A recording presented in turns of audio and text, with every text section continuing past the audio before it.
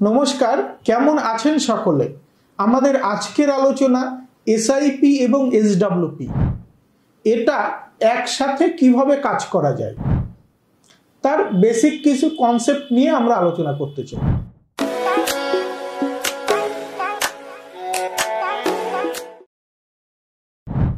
SIP মানে হচ্ছে systematic investment plan, এসডব্লিউপি মানে হচ্ছে সিস্টেমেটিক উইথড্রল প্ল্যান।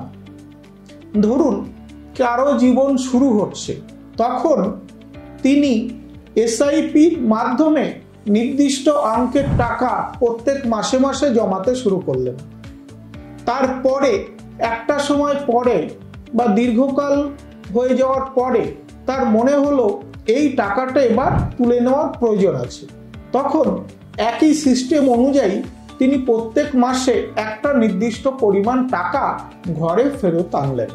তাহলে এসআইপির মাধ্যমে প্রথমে আমি একটা নির্দিষ্ট পরিমাণ টাকা প্রত্যেক মাসে জমা করতে শুরু করলাম।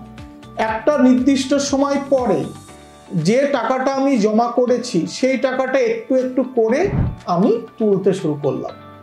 এটা হচ্ছে এসডব্লিউপি। এটা হচ্ছে একদম সরলীকরণ বিষয়। এবার এটাকে আরেকটু টুইস্ট করছি। ধরুন আপনার বয়স 30 বছর, আপনি চাইছেন যে 50 বছর বয়সে আপনি একটা মোটা অঙ্কের টাকা পেতে চান। সেক্ষেত্রে প্রত্যেক মাসে 2000 টাকা করে আপনি এসআইপিতে বিনিয়োগ করা শুরু করলেন এবং আপনার বয়স যখন 50 বছর হলো তখন এই টাকাটা বেড়ে একটা বিশাল পরিমাণ টাকা তৈরি করবে।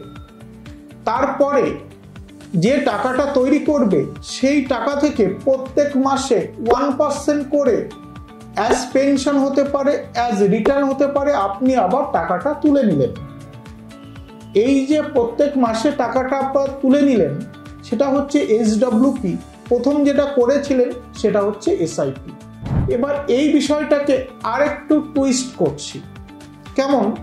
30 বছর বয়সে যদি আপনার 2000 টাকা করে প্রত্যেক মাসে বিনিয়োগ করেন, আপনার বয়স যখন 31 বছর হলো, অর্থাৎ আপনার বয়স যখন বাড়লো, তখন আমরা কি ভাবি আমাদের ইনকামটাও একটু ইনক্রিজ করবে। তাহলে যেটা আমি 2000 দিয়ে শুরু করলাম তার 15% করে যদি প্রত্যেক বছরে বাড়িয়ে যেতে থাকি, অর্থাৎ 2000 টাকা প্রথম বছরে করলাম, পরের বছর 2000-এর 15% মানে 2300 টাকার কাছাকাছি হবে। সেই পরিমাণ টাকাটা পরের বছর বিনিয়োগ হবে এসআইপির মাধ্যমে। তারপরের বছর আবার 15% বাড়বে।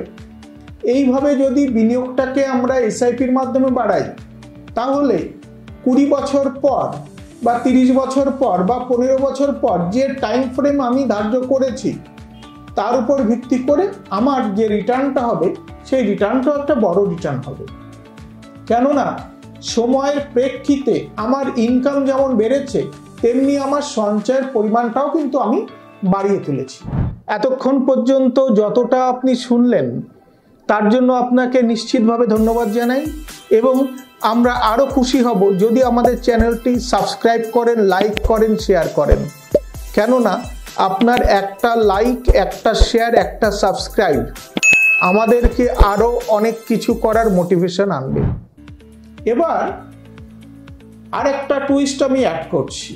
সেটা হচ্ছে এই যে বিনিয়োগগুলো আপনি করছেন এসআইপির মাধ্যমে, বিনিয়োগগুলো করার সাথে সাথে যখন যখন দেখবেন এককালীন আপনার কাছে কিছু টাকা এসে গেছে, কিংবা আপনি মার্কেটের সিচুয়েশন অনুযায়ী যখন দেখছেন যে দামটা আছে সেই দামটা ফেয়ার ভ্যালু না, কিংবা আপনি দেখছেন বাজারে সবাই বিক্রি করে দিচ্ছে, সবাই ভয় পাওয়া শুরু করছে, আপনার মাঝে মাঝে এসে যাওয়া টাকা যেটা আপনি জড়ো করে রেখেছিলেন তখন সেটা আবার লামসাম করে মানে এককালীন ভিত্তিতে বিনিয়োগ করুন।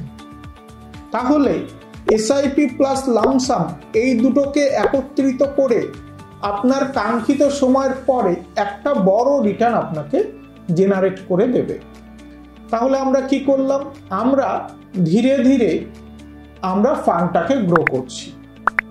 এবার অনেকের মনে হয় যে এসআইপিটা কবে থেকে শুরু করা ভালো। মনে রাখবেন, কারো বয়স যদি 18 বছর হয় তাহলে 18 বছর বয়স থেকে এসআইপি শুরু করা যেতে পারে। অনেকে কোশ্চেন করেন 18 বছর বয়সে তো কেউ ইনকামের জন্য সক্ষম হবেন না, তখন কি হবে? হ্যাঁ, তখন আপনি যদি নিজে ইনকাম না করেন বা 18 বছরের যদি আপনার ছেলে থাকে বা মেয়ে থাকে, অর্থাৎ 18 বছর বয়সী যে আপনার সন্তান, আপনি তার নামেই অ্যাকাউন্ট খুলে এসআইপি করা শুরু করে দিন। তারপরে তিনি যখন ইনকাম করতে শুরু করবেন তখন এসআইপিটা আপনার সন্তান কন্টিনিউ করবে।